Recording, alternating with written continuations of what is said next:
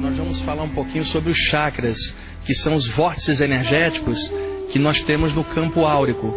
Isso porque existe uma energia cósmica que interpenetra todas as coisas e que, quando interpenetra o corpo humano e tudo na natureza, plasma energeticamente aquilo que encontra. Então, em cada um de nós, com pensamentos e sentimentos diferentes, quando essas energias da natureza entram em nossos corpos, elas refletem naturalmente num campo energético aquilo que nós pensamos e sentimos. É isso que os antigos chamavam de aura, que é uma palavra que vem do latim, significando sopro de ar, porque nós podemos ficar vários dias sem comer, sobrevivemos, mas 5 minutos sem respirar, a vida acaba. Então, naturalmente, a principal fonte de entrada de vitalidade no corpo é a respiração. E quando nós respiramos, nós captamos do meio ambiente em volta as energias que vêm de cima, energias sutis, cósmicas, celestes. Mas os nossos pés também estão colados na terra e as energias mais densas sobem. E essas energias então se misturam no corpo humano com a própria energia da respiração, e a mistura dessas energias cria um campo energético em volta do corpo, daí a palavra latina aura, significando essa respiração, esse sopro vital que entra pela respiração. E nessa aura nós temos diversas aberturinhas por onde essas energias entram e saem. Essas aberturas, os antigos hindus chamaram de chakras. A nossa aura tem milhares de pontinhos por onde as energias entram e saem num autêntico movimento respiratório psíquico, bioenergético, numa troca com as energias da natureza. Nós recebemos, além das energias celestes e da terra, energia do meio ambiente, das pessoas em torno, das árvores, dos minerais, vegetais e animais, numa troca constante, já que tudo na natureza é energia, e a própria ciência afirma que matéria é energia condensada e energia é matéria em estado livre radiante. Então a nossa aura, que é o campo energético, apresenta bilhões de pontinhos brilhantes por onde as energias entram e saem, os chakras. Entretanto, os antigos mestres da Índia, quando observavam pela clarividência esses pontos energéticos, notaram que 7 pontos se destacavam mais do que todos os outros. Um no topo da cabeça, testa, garganta, peito, meio da barriga, baixo ventre e a base da coluna. Então eles passaram a falar dos 7 grandes chakras. Não é que só hajam 7, mas 7 são chakras principais. E eles desconfiaram então por que haviam 7 centros energéticos mais brilhantes e maiores do que todos os outros. Quando eles foram investigar pela clarividência, notaram claramente que para cada um daqueles centros energéticos grandes estava conectada uma glândula do sistema endócrino. Como o sistema endócrino é composto de 7 glândulas, os hindus passaram a considerar que chakra de primeira divisão, chakra importante, é aquele que tem uma conexão direta com uma das glândulas do sistema endócrino. Como nós temos 7 glândulas, passaram a falar dos 7 chakras. Então cada um desses centros vitais está associado a uma das glândulas endócrinas. E o que é uma glândula endócrina? Uma glândula capaz de produzir hormônios, que são agentes bioquímicos, que ao viajar pela corrente sanguínea, estimulam as diversas funções do metabolismo. Para cada uma das glândulas nós temos um chakra grande correlacionado. 7 glândulas, portanto, 7 chakras. Por exemplo, nós temos chakras das palmas das mãos. São chakras secundários, chakras das pontas dos dedos, cotovelos, plantas dos pés. São todos chakras secundários porque não tem ligação direta com o sistema glandular. Então, a partir de agora, eu vou relatar para vocês e explicar rapidamente, de forma didática, as funções de cada um desses chakras e as suas ligações correspondentes com as glândulas.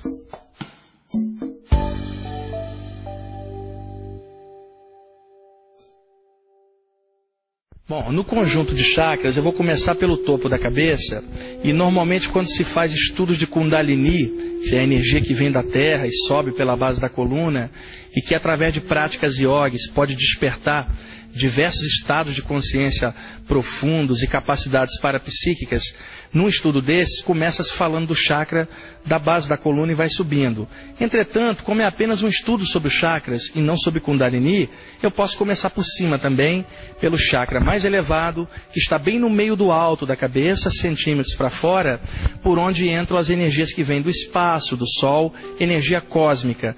Essas energias entram para energizar o cérebro e bem abaixo do cérebro, logo no meio do crânio, está uma glândula endócrina chamada glândula pineal, que também é chamada pela medicina de epífise, que é a glândula mais alta do sistema endócrino. A energia entra pelo topo da cabeça e vai incidir diretamente no cérebro e na glândula que está no centro da cabeça, abaixo do cérebro, que é a glândula pineal. Esse chakra do topo da cabeça recebe o seguinte nome, chakra coronário, ou chakra da coroa, e em sânscrito é chamado Sahasrara, o lótus das 1000 pétalas. É o chakra que lida com a função mental, portanto é o chakra responsável pela expansão da consciência, inspirações elevadas, ideias maiores que fluem, para que a pessoa seja inspirada por valores que vêm do alto, de outros planos, vamos chamar assim. Logo, é o chakra mais importante do sistema e é o único que aponta para cima, talvez como que avisando que o nosso lugar não é aqui, estamos aqui por um tempo, mas como espíritos, consciências espirituais em essência, um dia partiremos de volta para casa, pelo topo da cabeça, para outros planos.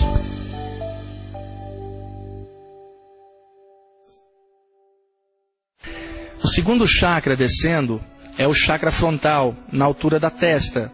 O chakra frontal energiza os olhos, o canal nasal e também a glândula hipófise, que também é chamada de pituitária, que é a glândula de comando do sistema endócrino. Se eu puxar uma linha reta para cá, eu vou encontrar a glândula hipófise um pouco abaixo e à frente da glândula pineal, também embaixo do cérebro, no meio do crânio. Esse chakra é o responsável pela clarividência, pelo aprendizado, a observação das coisas, a intuição, e é um chakra que muita gente sente como uma pulsação luminosa na testa. Muitas vezes a pessoa se pergunta, poxa, eu não tenho nada aqui na testa que seja mole para pulsar, de onde vem essa pulsação?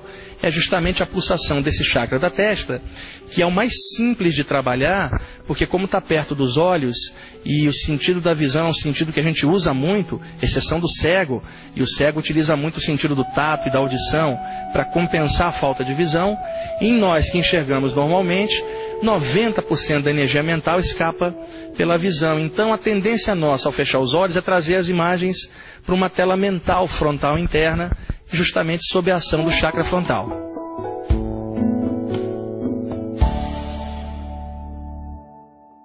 Descendo, nós vamos encontrar o chakra da garganta, o chakra laríngeo.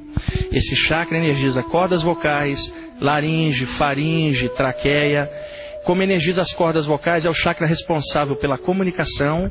É também um chakra que trabalha a mastigação, a salivação e a deglutição dos alimentos, que controla a boca.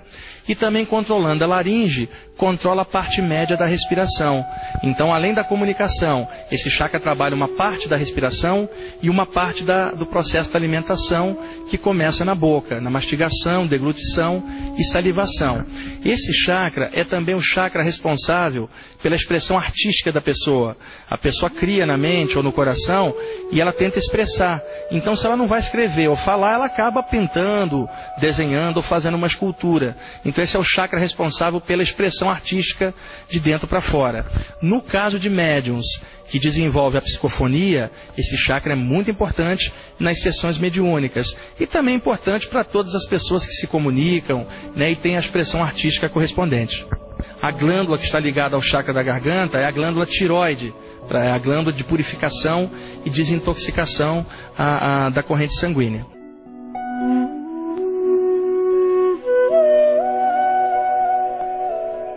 O chakra cardíaco está situado no meio do peito. Naturalmente, ele controla toda a área cardiorrespiratória. Seria mais apropriado chamá-lo de chakra peitoral, porque em muitos desenhos sobre chakras, desenha-se esse chakra à esquerda no coração, mas na verdade é bem no meio do peito, abrangendo toda a área peitoral. Além de energizar o sistema cardiorrespiratório, energiza a glândula timo. E também é o canal de expressão de nós todos de sentimento. Daí você fala, te amo do fundo do meu coração, expressando os sentimentos que vêm do fundo da alma alma, mas que a gente acha que estão no coração. O canal para fluir isso é o chakra cardíaco. Descendo, o chakra umbilical, o quinto chakra de cima para baixo. É o chakra que está um dedinho acima do umbigo. Esse chakra energiza toda a área abdominal e, consequentemente, todo o aparelho de digestão. Então, esse chakra é o responsável em puxar a energia dos alimentos para espalhar para o sistema. É um chakra de grande vitalidade e funciona como uma espécie de radar psíquico. Por exemplo, num caso de um sensitivo desenvolvido, se ele vê um espírito ou alguma coisa, isto é o chakra frontal dando a clarividência. Mas se ele apenas sente e fala, eu não estou vendo, mas estou sentindo, é o chakra umbilical, que é como se fosse um radar. É cego, ele sente por aproximação. Então esse é um chakra que é hipersensível em médiuns e sensitivos em geral. Então o chakra precisa estar cheio de luz, e a forma da pessoa fazer isso é meditar em cada área que eu estou comentando, de cada chakra, pulsando luz branquinha ou amarela de dentro para fora, para poder limpar o chakra e deixá-lo funcionando normalmente. O chakra sexual na altura do baixo ventre energiza toda a área geniturinária, é o chakra responsável pela reprodução sexual e é um chakra que, é óbvio, está ligado à troca sexual e ao controle de líquidos do corpo humano, porque como esse chakra energiza as vias urinárias, ele é responsável por expelir, os líquidos para fora do corpo pela urina. Ele é o chakra que faz a filtragem dos líquidos que viajam pelo corpo. E nem precisa dizer que o corpo é 70% de líquido, então esse chakra é responsável pela filtragem do sangue e a circulação da energia do corpo. E, diga-se de passagem, independe da pessoa ter atividade sexual ou não, esse chakra funciona também na parte urinária, e todas as pessoas precisam urinar. Então tem às vezes alguém que fala, olha, eu não mexo com esse chakra, não faço. Não, você precisa pelo menos urinar. Então esse chakra tem função geniturinária.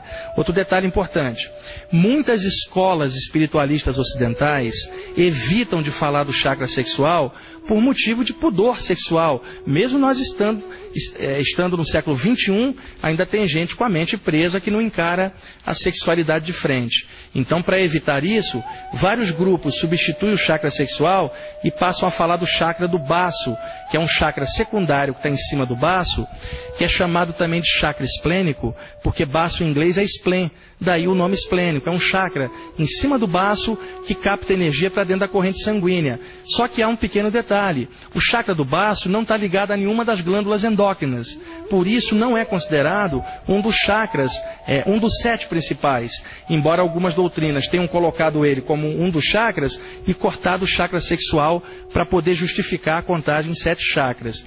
Por todo o Oriente, vocês vão ver livros falando do chakra sexual e não do baço. Então, dependendo do autor do livro que você lê, se fala por um prisma oriental, fala do chakra sexual e não fala do chakra do baço. Se o autor é ocidental e tem algum problema com a sexualidade, ele vai falar do chakra do baço para não ter que falar do chakra sexual, que ele não quer misturar com a parte espiritual, acha que uma coisa é separada da outra. Isso é um pequeno detalhe que todo estudante deve atentar a essa variação.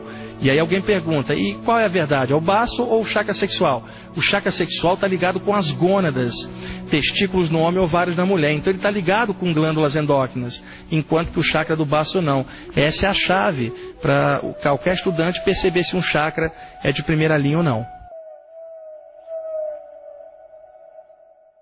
Finalmente, o chakra da base da coluna, que está situado na base do osso cóccix, na base da coluna. Sua extensão se abre na altura do períneo, entre a área genital e sexual, na direção da terra. Para quê? Captar energias que vêm de baixo para cima. É o único chakra que está para baixo, exatamente por isso. Capta energia, essa energia sobe pela coluna e na subida pelas costas, energiza 2 glândulas que estão sobre os rins, que são as glândulas suprarrenais. E as suprarrenais projetam dentro da corrente sanguínea o hormônio adrenalina, quando a pessoa está com medo ou quer enfrentar um perigo para reforçar o corpo.